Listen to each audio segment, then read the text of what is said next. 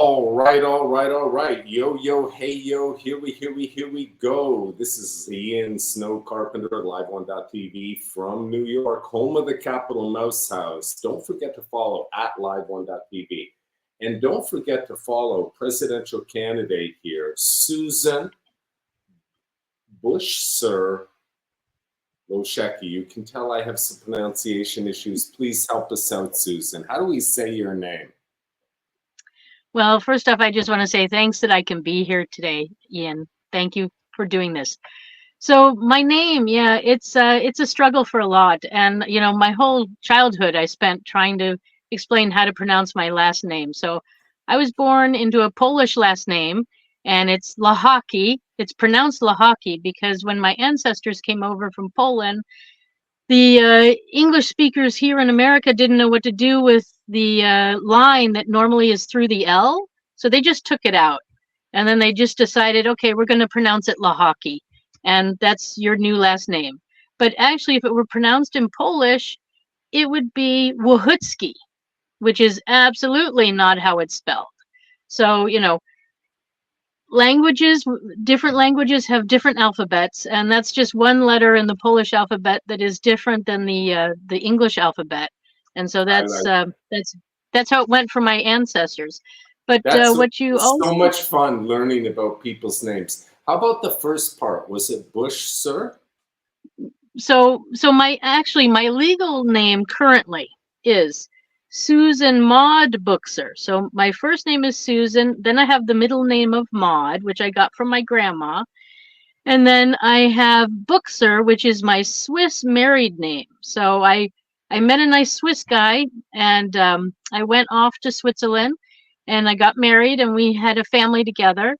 And for whatever reason, I'm not very talented with language, so I decided I didn't want to live the rest of my life struggling to be understood and to struggle to understand. So I said, I'm going back to the USA. And he said he didn't, want to live in the USA, so we actually ended up getting divorced. So I'm here on my own, and he's still in Switzerland with our daughter and his family there. But anyway, so No, I'm no, sort no, of what I not anyway, Susan. Welcome to the Divorcees Club. Yeah, welcome. yeah, I'm a member of it. But anyway, let's get back to your it presidential it campaign. happens, And we will get It into does. this story. I love the story. And you're a Yeah, presidential candidate. that's right. And so because I was running, so I already actually started running back in 2020 when it was the 100 year of women's rights to vote in the United States. And I thought it was important for women to be running. And so for name recognition, everybody in the United States knew me as Lochocki. And so, if I ran around saying I'm Susan Buchser, nobody would know me because that's my Swiss name. So then I was like, well, I better start using Lochocki. So I just sort of added it on the end, which is anyways what they do in Switzerland. When you get married, you take on the new name, and then the maiden name of the woman gets added to the end, and not only for the woman but also for the man. So my ex has that too. He has Buchser hyphen Lochocki as his last name. So anyways, so that's how I got used to that after 20 years of having both names together. So it was sort of natural when I came back to the US to just add it on. And it did add confusion to the whole situation, but eventually people that I talked to got used to it. And I think Okay. it's needed to explain my history and women's history Oh, because, and we're we only have getting these. into it. We need to really get into this because I have some very close personal friends from Poland, Susan, and I've been to Oh, Poland. I've been to Poland. So you're talking to somebody who's interested in everything you're telling me. In this interview with you, I would like to use a format which I call the popcorn format, which is popping questions to you and just getting your answers, sometimes yes or no, or short answers.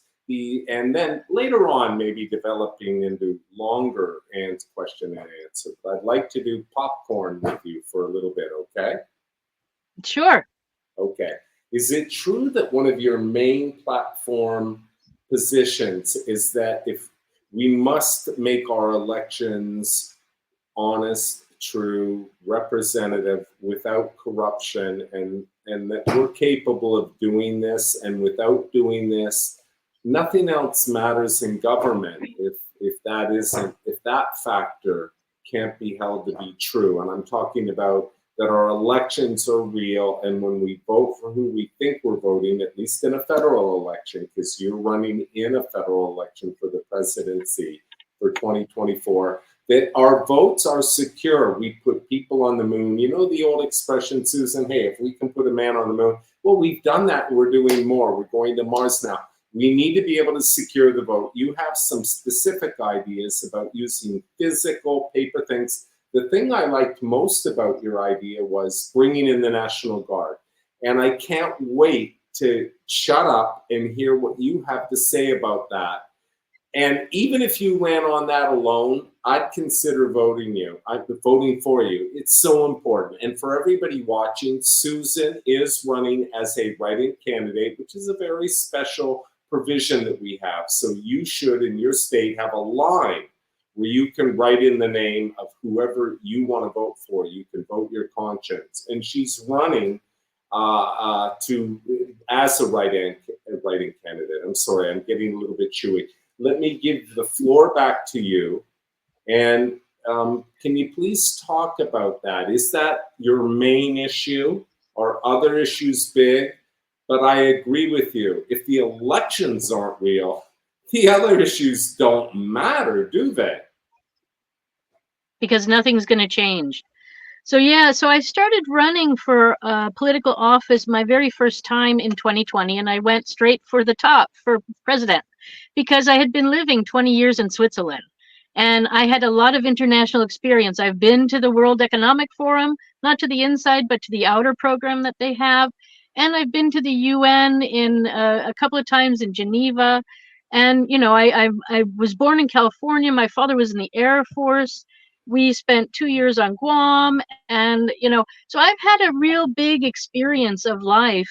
And, you know, I'm 58 years old. I mean, at the time I was, 55 or 54 when I started. And I just thought it's really, my message was starting out as peace. And then I had to come up with a platform. And originally I'd picked the Green Party to be my party. And they had a nice little format to fill out to tell about our vision, right, as president. And so, you know, the platform, I realized, what would we call that? The platform or your policies? Exactly. What do you call that? It's a platform. It's my slate. It's my to-do list.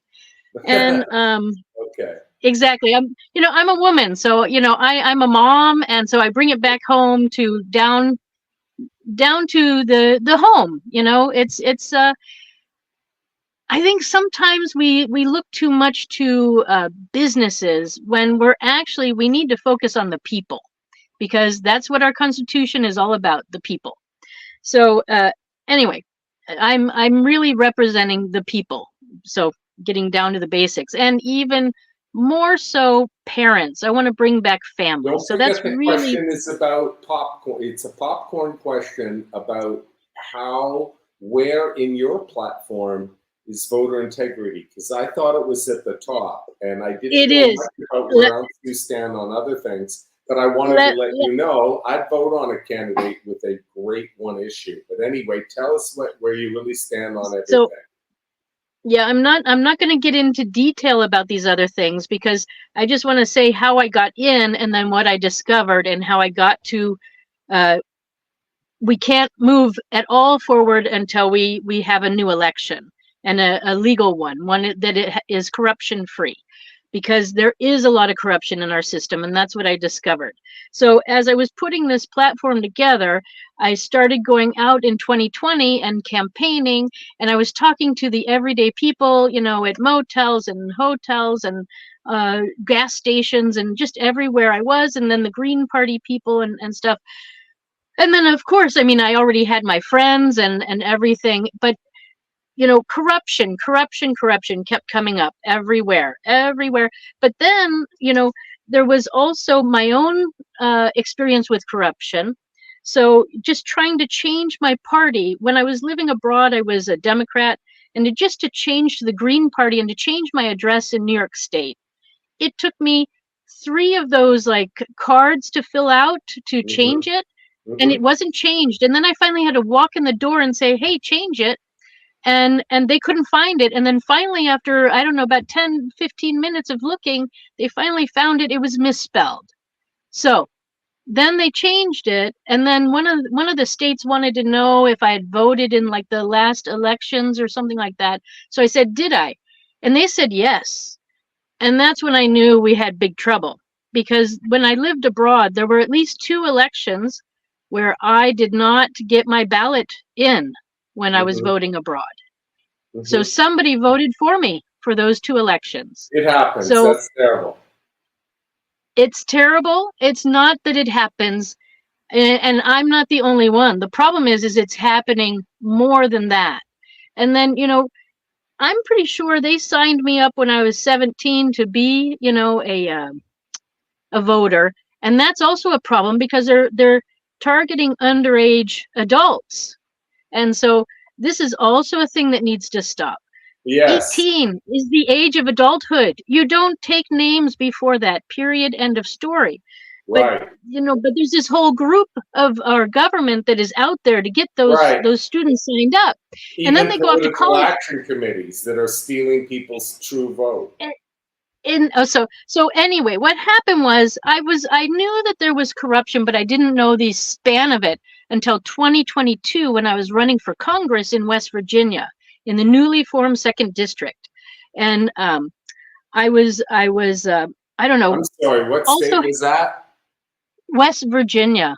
Oh, I can't wait to ask you more about West Virginia. Please continue. Okay. So in West Virginia, our Secretary of State made a video, and he declared that 1/4 of our West Virginia vote back in 2020 was fraudulent. That would be 380. Hold on, 1/4 of the vote. Who declared that? The Attorney General? No, the Secretary of State, the guy in charge of our elections in West Virginia. Yeah. He made a video and he posted it, and it states that 1/4 of our vote in the 2020 election was fraudulent. That's a huge number. That's 380,000 names just in West Virginia. Were invalid, basically.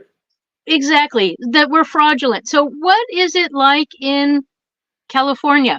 What is it like in New York State? And, when I was traveling around in 2020, there were so many states where I could have registered to vote and just snuck in and voted. I didn't have to just vote in New York State at that point. There were places just across the river from New York where they were advertising. You can use this. And we're in popcorn mode. So how do you think 1/4 of 25% of those votes, what was the technique that was employed in West Virginia to deprive the voters of their constitutionally protected right to vote for whomever they want? Do you know the technique of operation? Because there's a whole bunch of them. I think misspelling of names is number one. That's all right.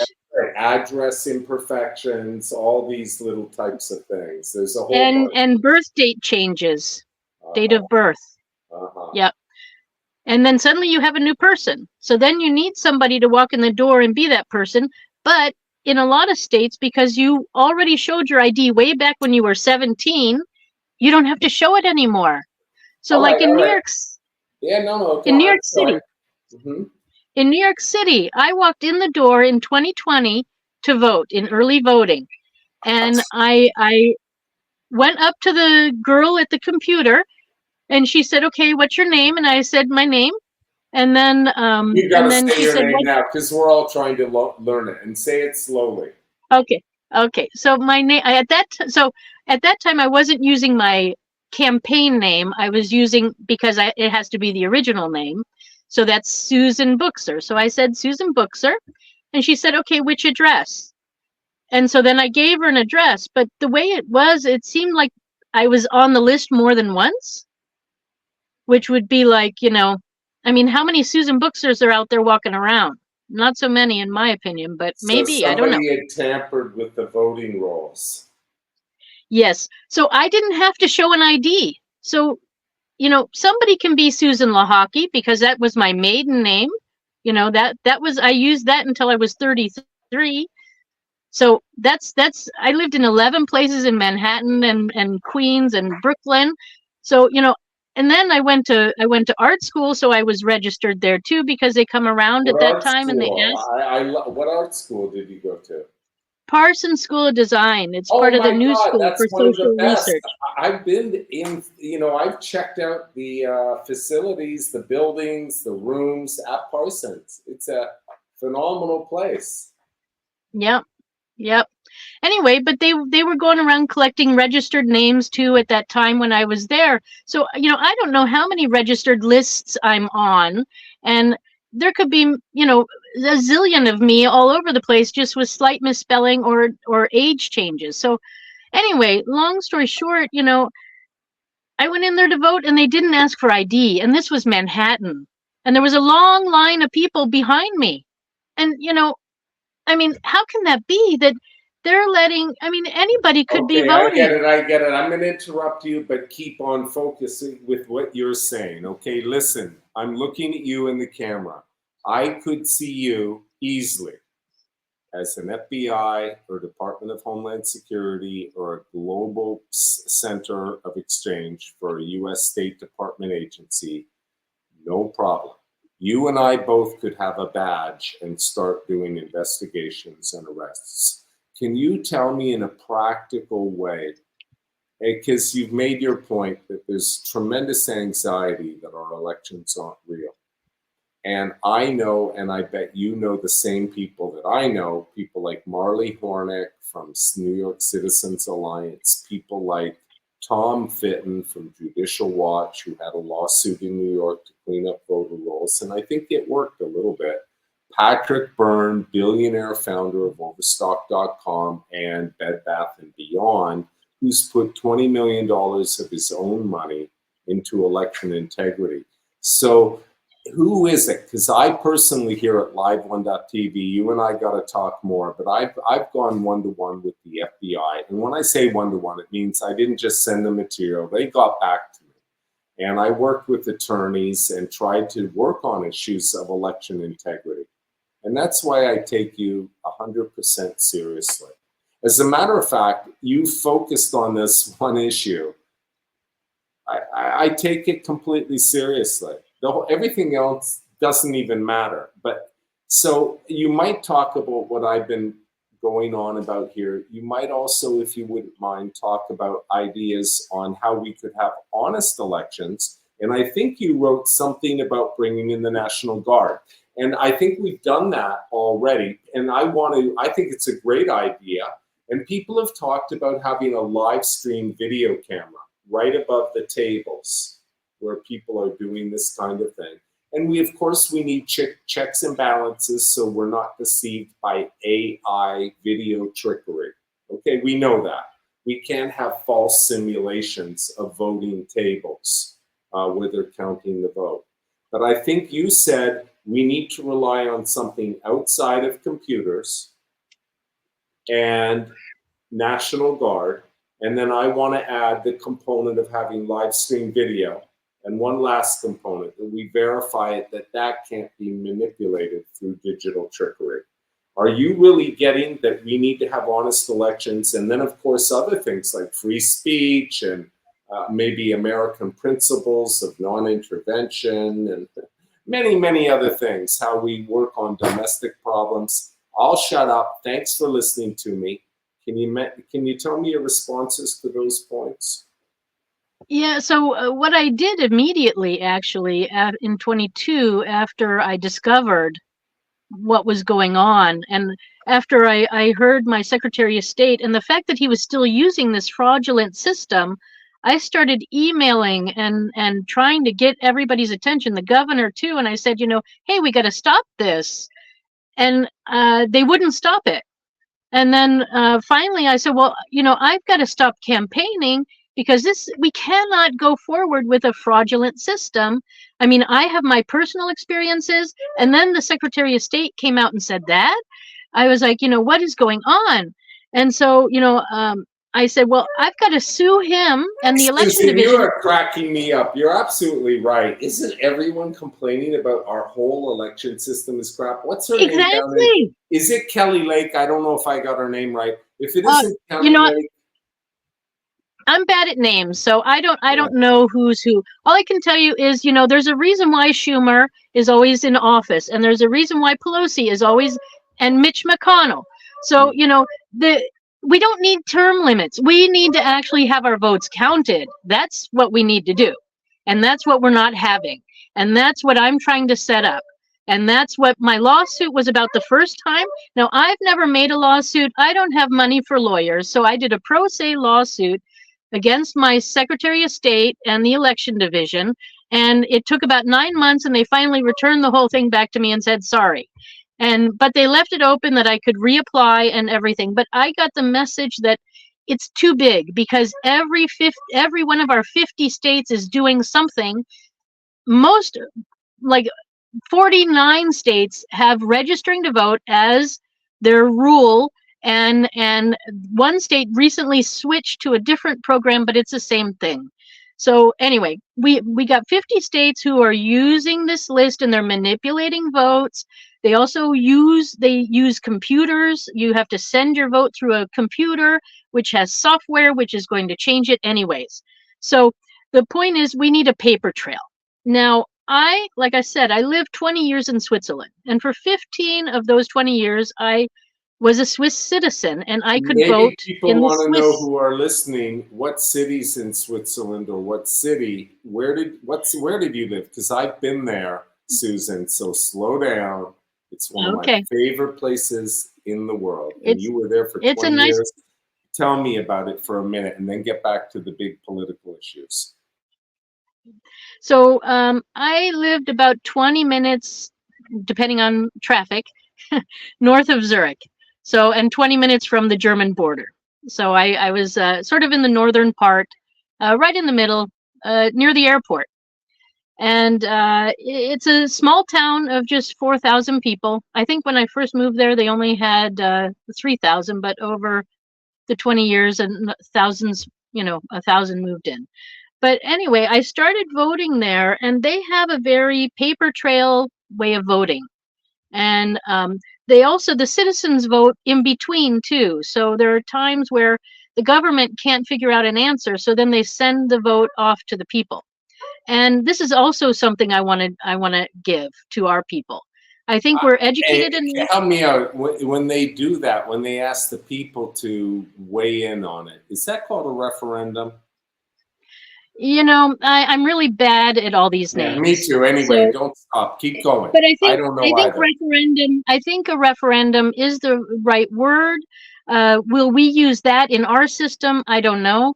But I mean, I have some other bigger ideas, but I need to talk to the American people.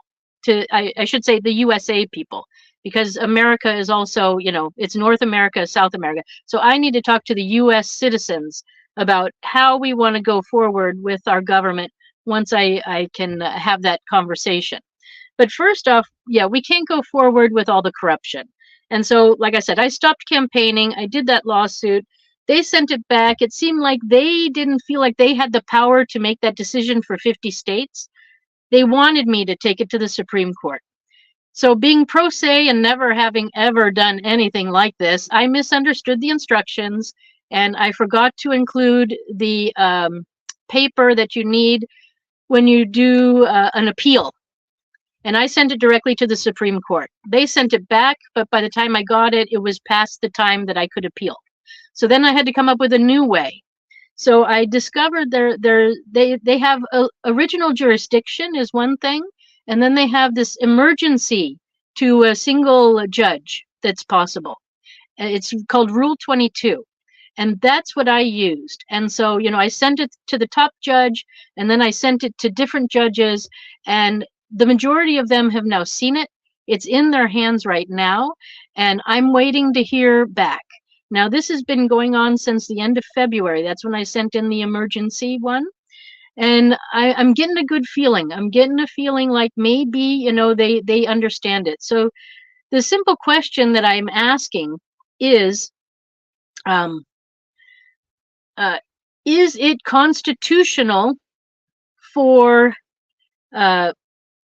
states to force U.S. citizens to register to vote to have their vote counted? And the answer is no. It's not constitutional. All right, hold on. You gave the answer, and I wanted to think about it before you gave it to me. You said no. Can you rephrase the question? Because I suffer from advanced Parkinson's and memory and dementia issues from 100 years of LSD and magic mushrooms on the west coast of California, and then I became a hardcore ayahuasca guy. I've done 100 sessions with Joe Rogan. By the way, spoiler alert: he's not a martial artist; he's a drug guru. Anyway, I'm joking. Susan, can you rephrase the first part of it again and let me think about it, and then we get to your conclusions. Okay. So the question is it constitutional to force U.S. citizens to register to vote to have their vote counted? Okay, is it too much to ask you? Give me like 10, 20, 30 seconds to think about it. Can you say the question one more time? Sure. Is it constitutional to force U.S. citizens to register to vote to have their vote counted? Okay, I think I don't want to muddy the waters. Okay, I want to stay right on track. I don't think you can force anybody to do anything, but I think you wanted to rephrase that, because I don't agree with anything that involves force unless we believe we are imminently about to be attacked, and then we can use force in self-defense. But I know what you meant. In other words, as a requirement to have our vote counted, must we register, right? And here's what I think about that. Well, I'm not sure, but I'd like to put it on the table. I think we need some system or other for our votes to be validated, and I know there's an issue of privacy involved, but other than that, I'm all foggy about it. I can't quite sort it out, and maybe you can help me. But I'm not sure whether it's through registration or another means. Whatever means we do need to validate these elections. So how my argument goes is the 14th Amendment clearly states that nothing should come between a U.S. citizen and their rights. And especially, it clearly states that no state should put an obstruction between a U.S. citizen and their rights. And so to force U.S. citizens to register first, in no state can you just go in and vote and have your vote counted. I mean, I have a passport, so I can prove right away I'm a citizen. I have a passport. That's what you need to prove your citizenship. Your driver's license doesn't say you're a citizen. A passport does, though. So I have a passport. I can prove it. I have a driver's license. I can prove where I live. So I am really all set. I don't need to register. I am a complete citizen. I can prove it today, tomorrow, and the next day. And but if I don't register, if I don't fill out the paperwork, they will not count that vote.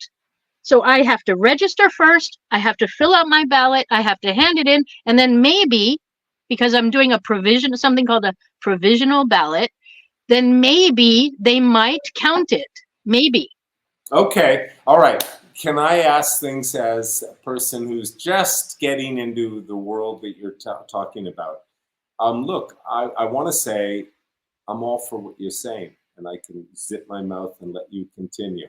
I just want to ask a couple of other questions. Are there other groups, individuals who are talking about what you're talking about? Is there a community of people who've been discussing the things you've been talking about? I imagine your campaign followers are, and maybe the Green Party or Libertarian Party, maybe a lot more people.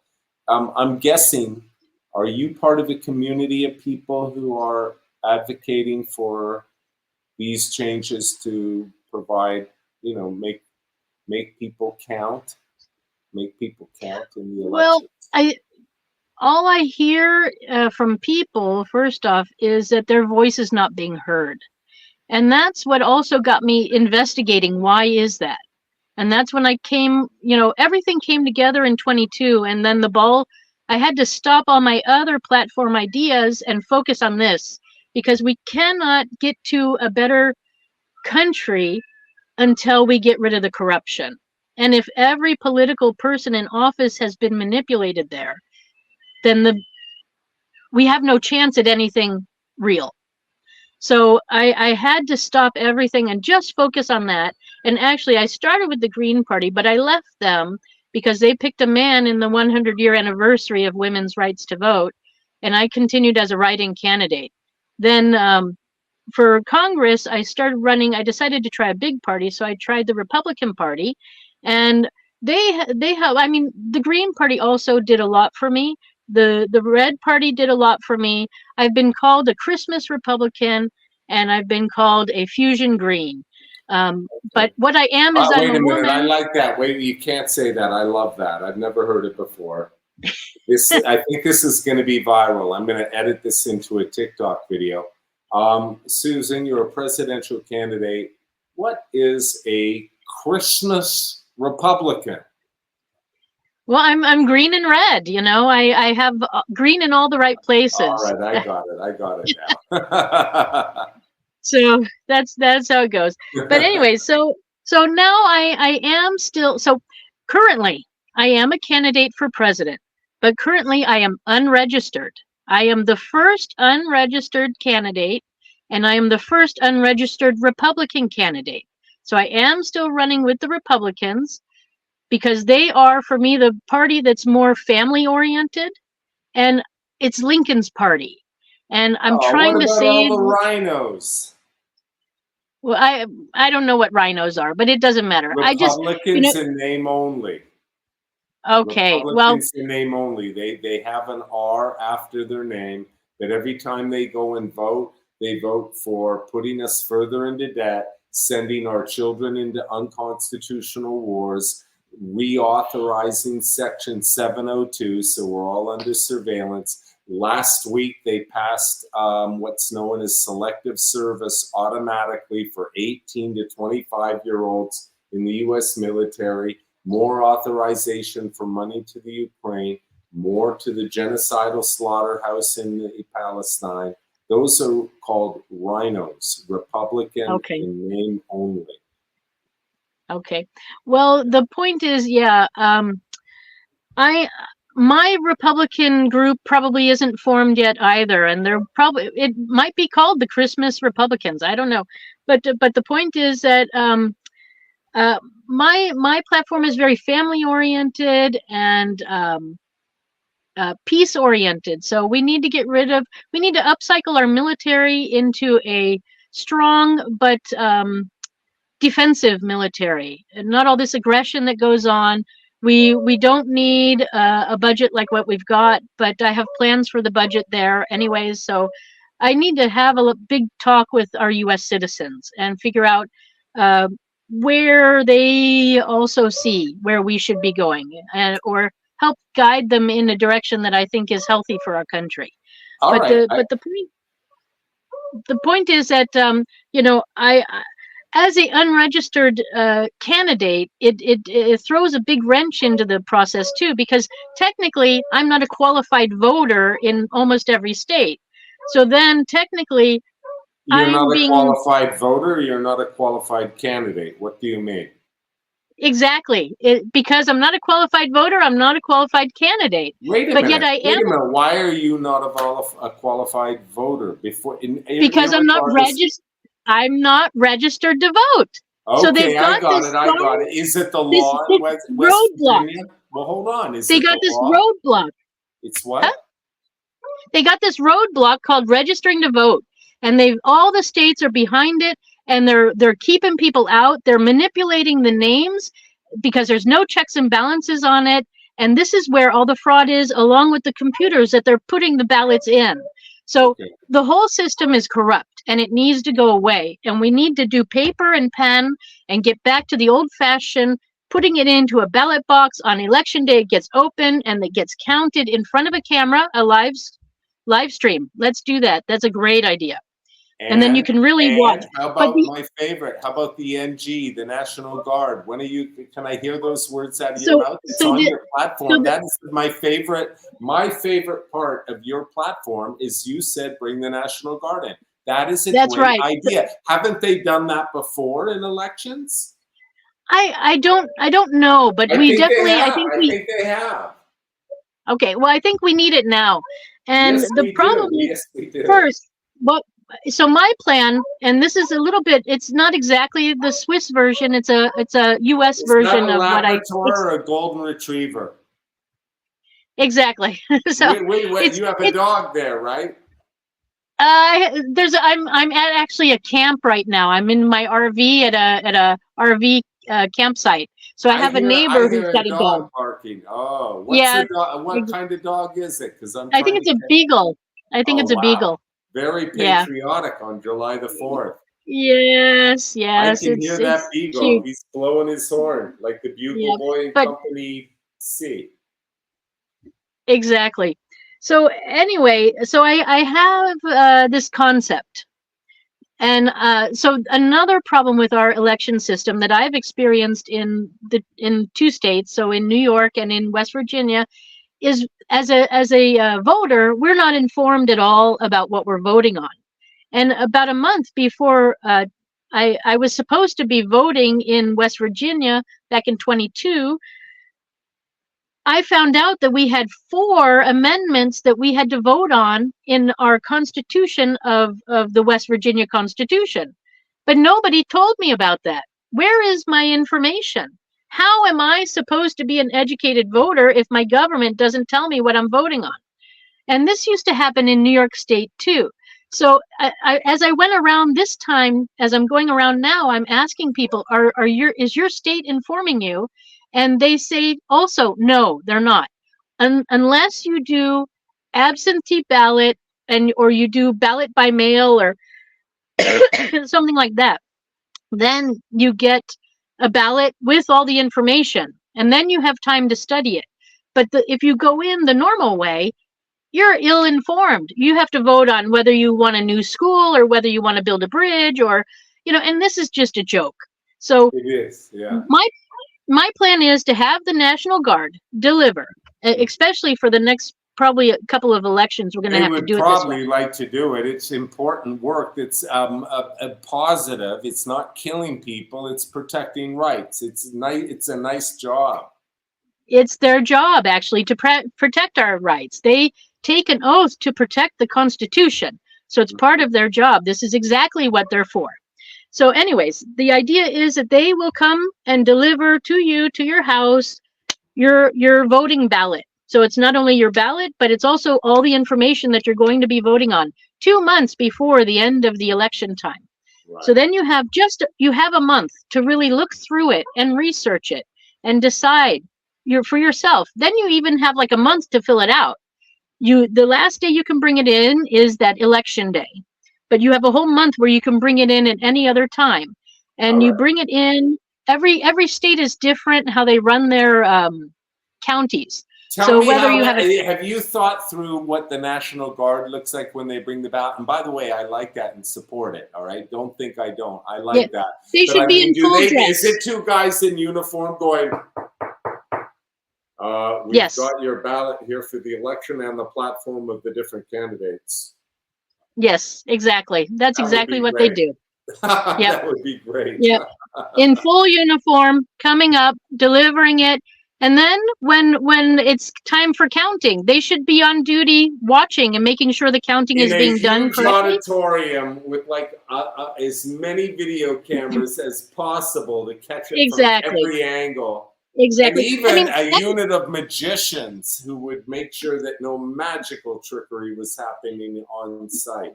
You know what else I heard in other countries, and I thought this was also a good idea. 10-year-olds, 9-10-year-olds are very honest.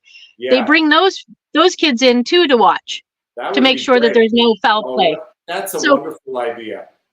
The problem is right now we seem to only get Democrats and Republicans going in and counting. So we need the public to sign up. You need to take responsibility, Mr. and Mrs. Public, and you need Yeah. to get in there too and be part of the process. It's one day, you go in, you count, you're going to All be there right, all yeah, all day. right, Susan, you opened the can of worms. I'm going to stop you, get back to the interview. You're on live1.tv. Make sure everybody checks out Susan's website. I believe it's Susan, the number 4. Is it USA after that? What is it?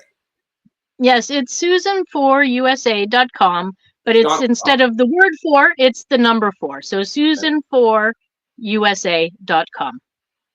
All right, so that's going to be terrific. Yeah, Yeah. I'm sorry, I did So, want to ask you so more. we have paper and pen, and you'll write in your info. You write the name of the person you're voting for, and you write yes or no if you want to build that bridge or build that school or change that constitutional thing. Everything will be in the packet. All the information you need. You can then go and look up more things online, but you have time also to look it up and to do the research and to make an educated vote. Then you go down to your town hall or to your courthouse, wherever your voting box will be, and then you show your ID, you sign their book to say that I voted today, and then you drop your handwritten ballots into the box.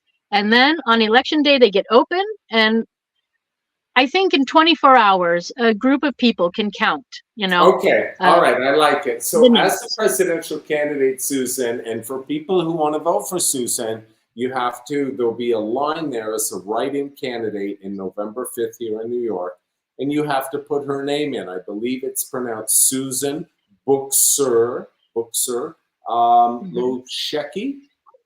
Lochocki, like I'm sorry, lacrosse and hockey so more combined. beautiful. All right, that is quite beautiful. Say it again. It sounds like Hawaiian. Yeah, well, it's actually it's probably best to just Lochocki, go to my website. It's right? probably best to go to my website so you can see how to spell it, because Okay, it's so not at all spelled the yeah. way it's pronounced. It looks Polish. It is Polish. Yes, it Yes. is, but it sounds Hawaiian in pronunciation. Yeah. Yeah, that's with the I on the end. I All don't right. know. Maybe there's a connection. All right. So, and we're taking a lot of time here. I want to talk about you going around West Virginia in your camper and educating people. It sounds like the American dream as a writing candidate. But before we do that, so if people do write you in and you become president, I think at the moment what you've laid out is that almost day one, you're going to use the bully pulpit of the Oval Office as a commander in chief, and the incredible amount of power that goes with the presidency.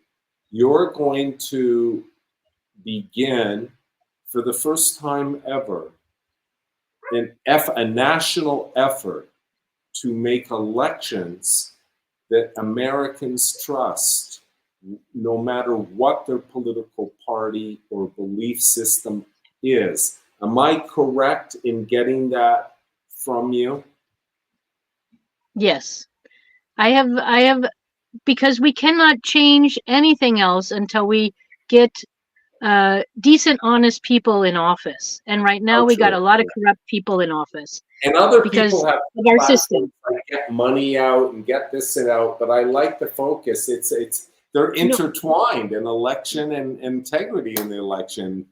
They're absolutely we cannot one go thing. forward, and real change will never happen for the benefit of the people if we leave this system in place, All right, because back your to voice is popcorn. not being heard. Okay, Susan, I just want to ask you quickly, and have you ever heard of Marley Hornick and New York Citizens Alliance? No, I'm really bad Yeah, with names. it's like listening. Do you listen to the David Bowie album from 1973? Look, we'll do this later, okay? It doesn't matter. It doesn't matter. How about Patrick Byrne? Have you heard of him? He's the founder of Overstock.com. He's a protege of Warren Buffett, and he has put in millions of dollars of his own money into election integrity. Have you had a chance to hear about Patrick Byrne? No, because I've been so busy just bringing this to the All table. right, all right. So, Well, that makes it more but interesting. Don't you agree? I'm going to introduce you to these people, all right? Because that's wonderful. I know them both, and this makes Good. it really interesting. Can you tell me what it's like? Do you live in West Virginia? I've heard it's a mountainous region that's absolutely gorgeous. I've heard because of fracking and coal mining, though, that many of the rivers and water sources have been horribly Polluted. polluted. And so Yeah. that is, it has to be cleaned up. Maybe that's issue number one for West Virginia. But I've seen it as such a beautiful, beautiful state. Is it true that you have a camper? I love camping.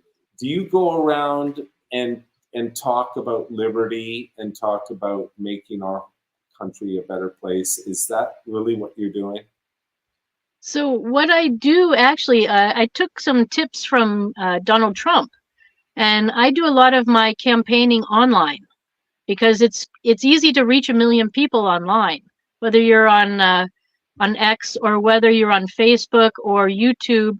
So I do a lot of things online, and I target my messages directly to the people that way.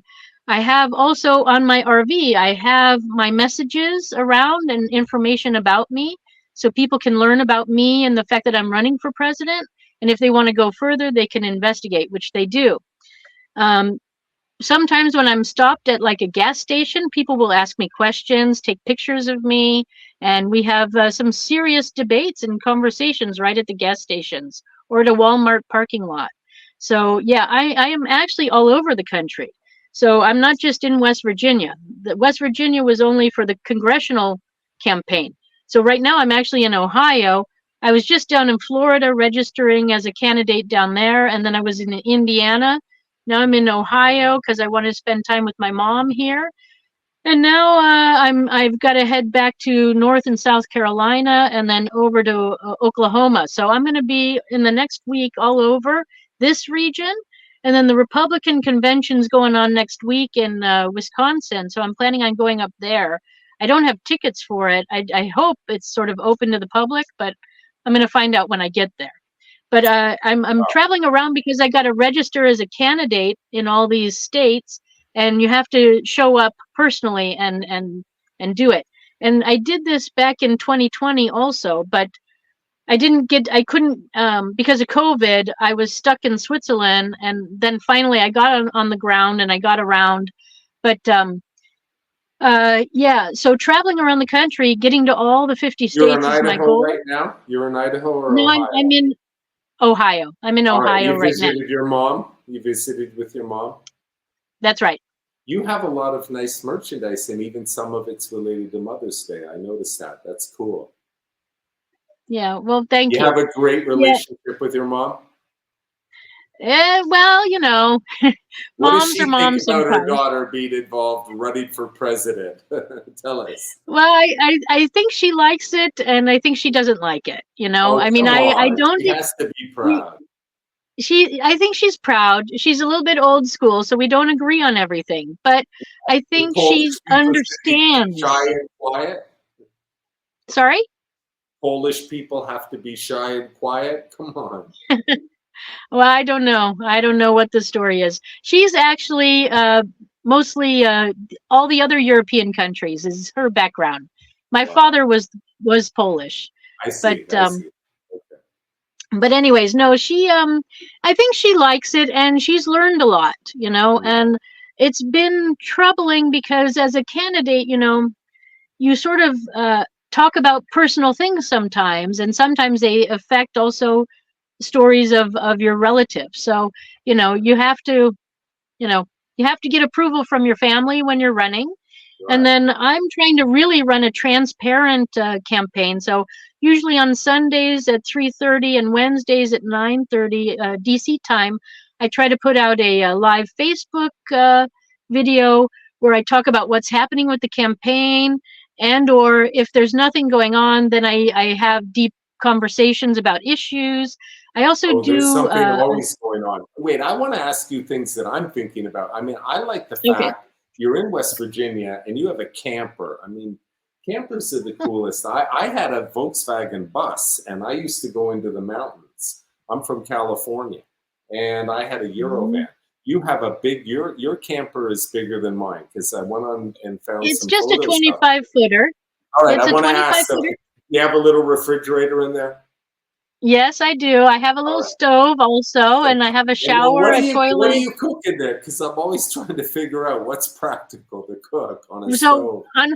on hot days, Scrambled nothing's eggs and practical. bacon. What do you do? Soup? What's the best? Pasta. I make spaghetti. Wow. I make spaghetti. I make salad. I make coffee every morning.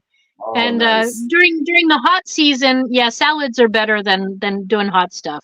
How You do you know, keep the mosquitoes out? I mean, do you have like screen meshes or what? I do. I have screen meshes. I don't usually leave the windows open unless the screen is there. And Uh-huh. or they have the candles, right, that you can light that with the Yeah, right. citronella or whatever it's called.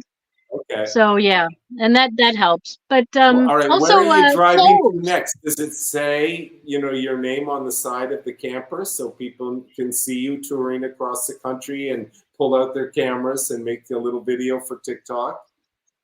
They do. And I have my website out there because it's easier that way. Uh-huh. Because to have my name, it's too Susan4usa.com. confusing. That's right. And so, people do take pictures as I'm driving. They're making videos sometimes. Sometimes they stick their hands out and wave at me. All right. Excuse me, I have to take a sip. All right.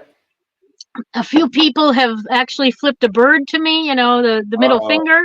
So, some people like me and some people don't, but that's Yeah.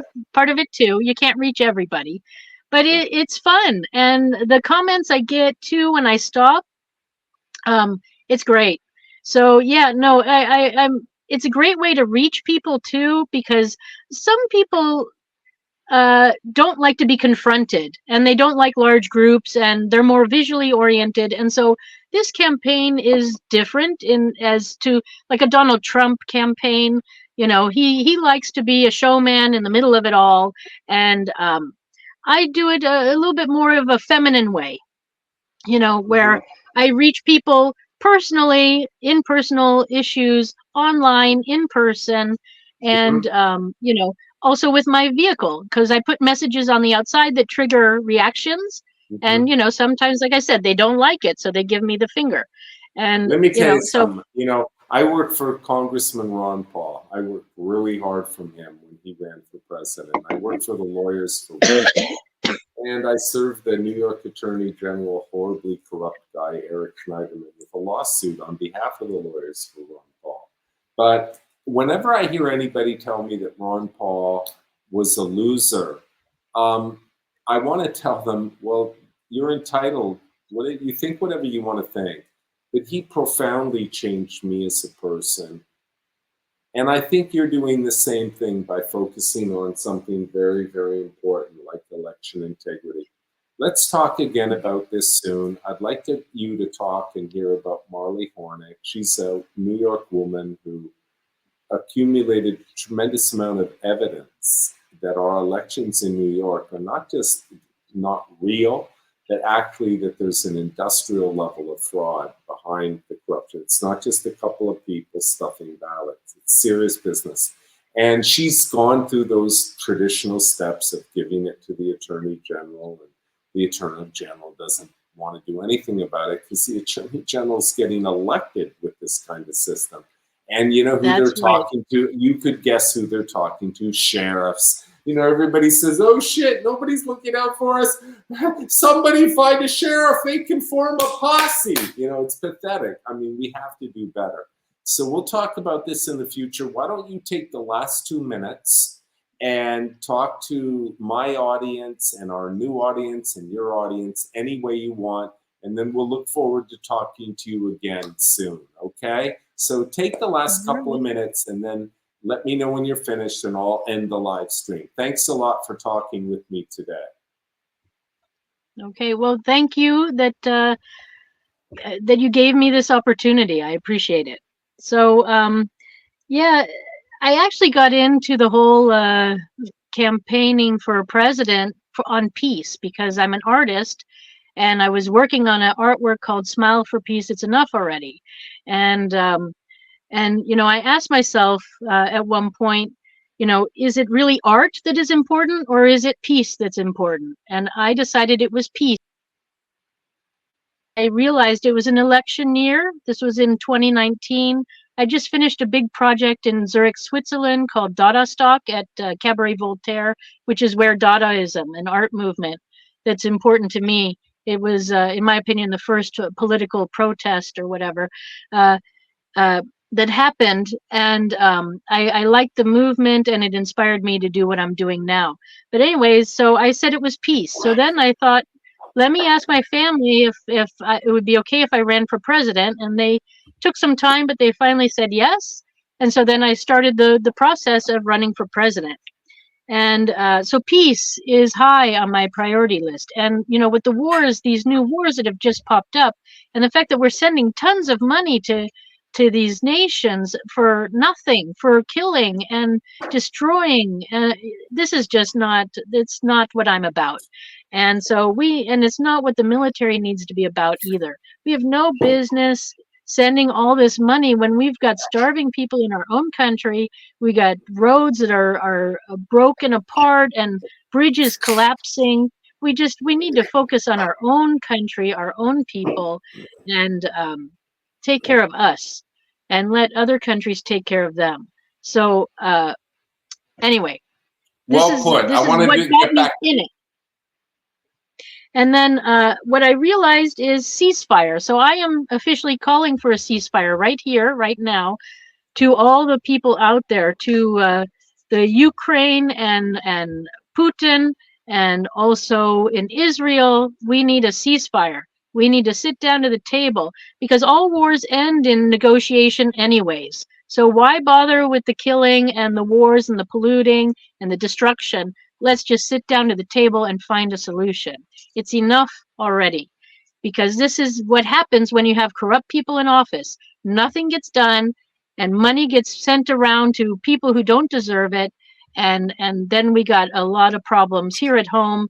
So it's time to end these stupid wars that are getting us nowhere, focus on our own people. Let me stop you, Susan. Now you're talking. End the wars. I don't want to hear this ceasefire business anymore. It's end the wars permanently. Every time somebody says ceasefire now, it really gets my hair on end. And guess what? I don't have any hair left. So I don't want to hear ceasefire anymore. Stop killing now. And especially innocent people. Self-defense is self-defense. That's right. War and bombing communities is asinine. It's absurd. Anyway, I just thought it's a little word issue. Have you ever seen this book before by George Orwell, Politics in the English Language? It's a tiny little book. You can read it in 5 minutes. He means when the English language is degraded, if we're going to use English, but if it's degraded, you see the result in physical reality. So we don't need to stop the fighting for a little while. It needs to end permanently, whether it's Gaza or the Ukraine. Exactly. It's an idea, Susan. I'm just we are all adults. There is no need for this anymore. I have a lot of immature people watching this show. Don't dismiss some of my audience. I even have some of the deplorables watching. Well, and yeah, hippies, but anyways, I have hippies and people. You've got me interested when you talked about art. That's a whole other show we got to do with you. There we go. I'm available. I'm here. I like to talk to people and hear also what the issues are for others. All right, back to popcorn. Give me the long answer in the next show, but give me some quick answers right now. Julian Assange is free, good or bad? That was a publicity stunt he did. And he got a lot of publicity for what, 20, 30 years? How long was he in this been going on? And so anyways, I'm glad it's done. Susan. I'm glad it's done. Killed him. We don't even know if his brain can function anymore. What are you talking about? Oh, he's he's fine. He's fine. This was all a publicity Edward stunt, and it worked Snowden. really well. Edward Snowden. Oh, he's I don't know what's going on with him. All right, Mike He's Pompeo. he's a traitor. He's a traitor, though. I would like him to stand trial. All right, all Next. right. I agree. He's willing to stand trial. Did you know that? Seriously, let's not get too off topic. Let's have a back and forth here. That's right. Did you know that he's willing to come back and stand trial, but he's asked that he not be charged with the Espionage Act because that doesn't allow you to make a defense for why you broke the law in the first place. Edward Snowden did break the law because he promised not to release top secret information. But he did release it. He broke the law, but he did so to expose far more serious violations, which is that our own government had basically been reabsorbed by England and was recording all of our private data and sharing it first with England and then 5 other countries known as the Five Eyes. And then Edward Snowden took that one step further. America shares private data with Israel, unredacted, and raw signals intelligence. So, I mean, that's something he did very patriotically.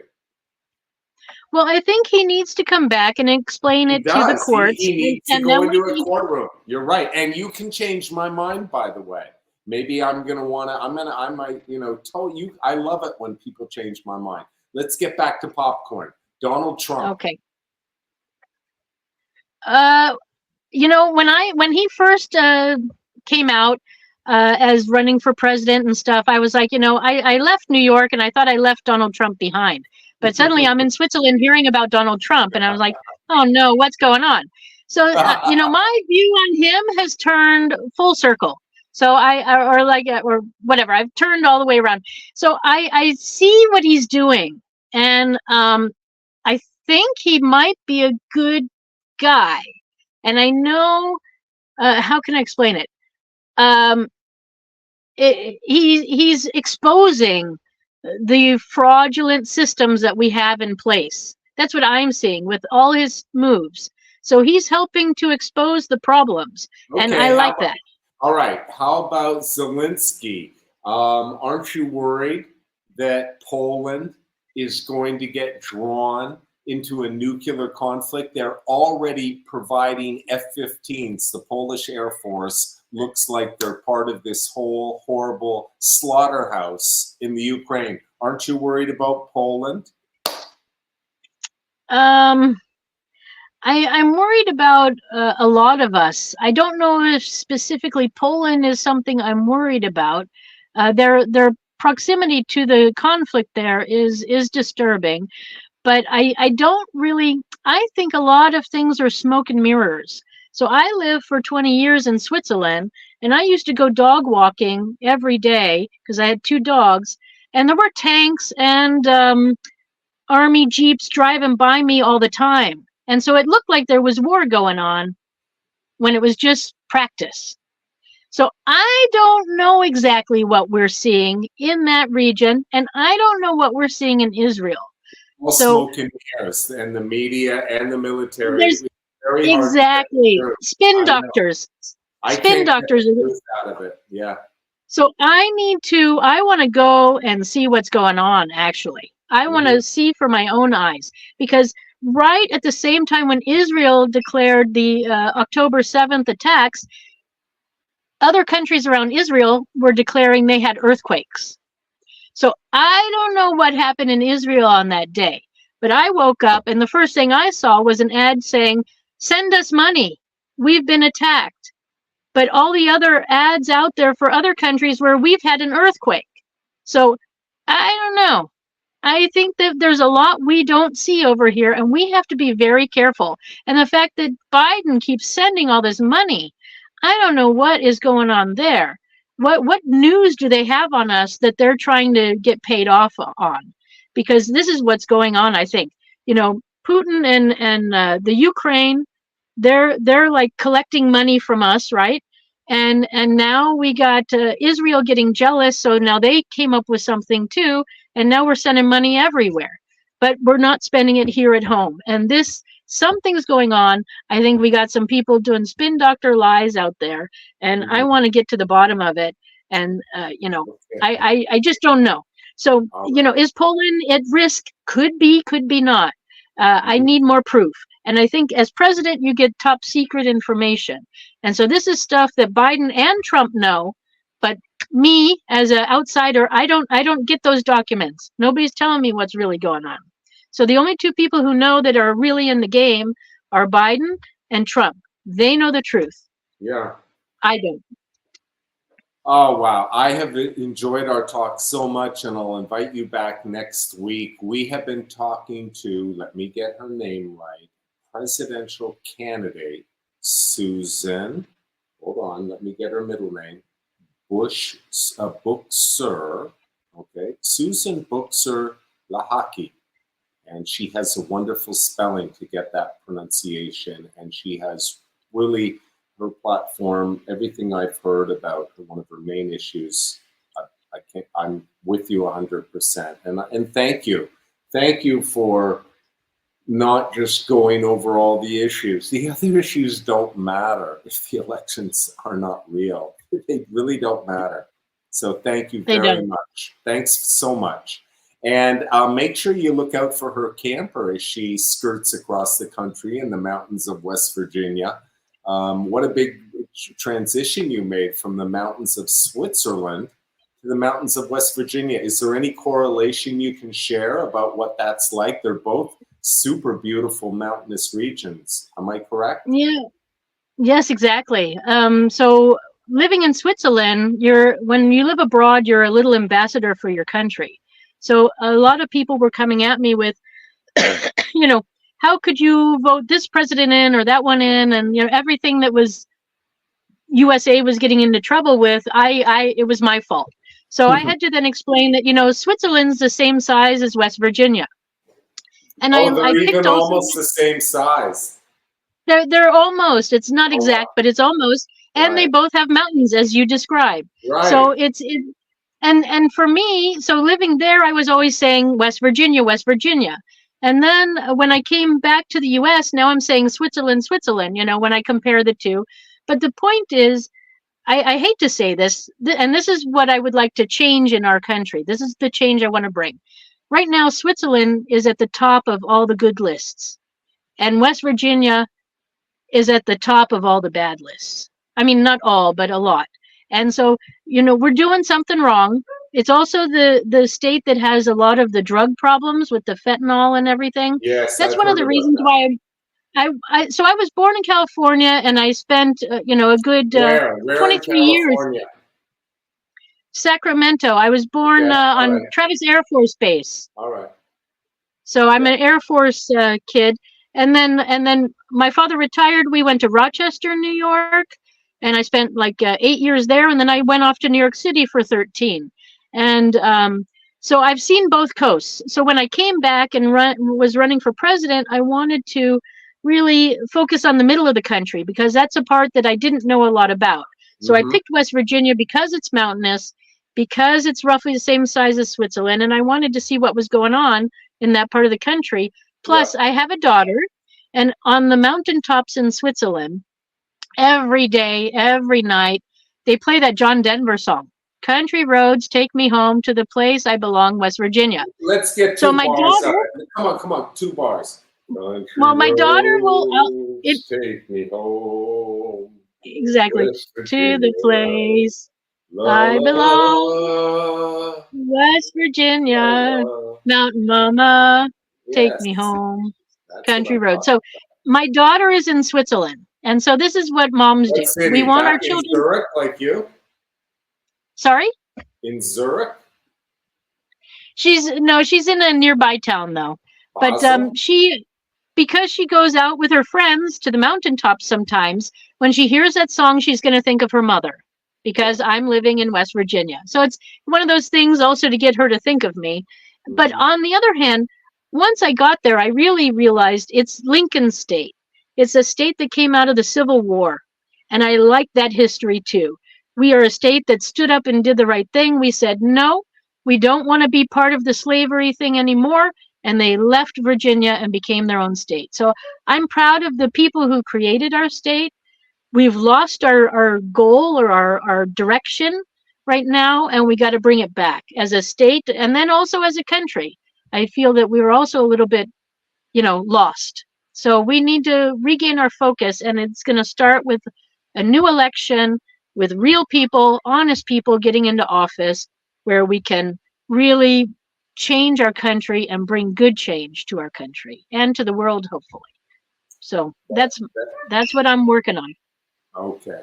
Thank you so much, Susan. I'll turn off our program now. And one last time, the website for Susan is Susan for the number 4, okay? Susan4USA.com. And make sure that you check it out. And we'll talk to you next week or very soon, okay? Yep. Thank you. This was a pleasure. Thank you. It was a pleasure. Okay, bye, Susan, and bye, viewers. Signing Bye. off. We're out of time, but we're not out of love.